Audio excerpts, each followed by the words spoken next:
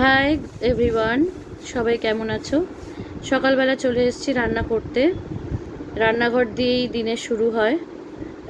Gogol চলে গেছে স্কুলে, আর ওর বাবাও চলে গেছে অফিসে। এখন তাই রান্নাগুলো করে নিচ্ছি। দুপুরবেলা আমরা সবাই মিলে খাবো। এখানে মাছের ঝোল রান্না হচ্ছে, এছাড়া আজকে শাক ভাজা আর বিউলির ডাল রান্না হবে। বিউলির ডাল সাধারণত আমার খেতে খুব ভাল লাগে, সেটা আমার মায়ের হাতের রান্না।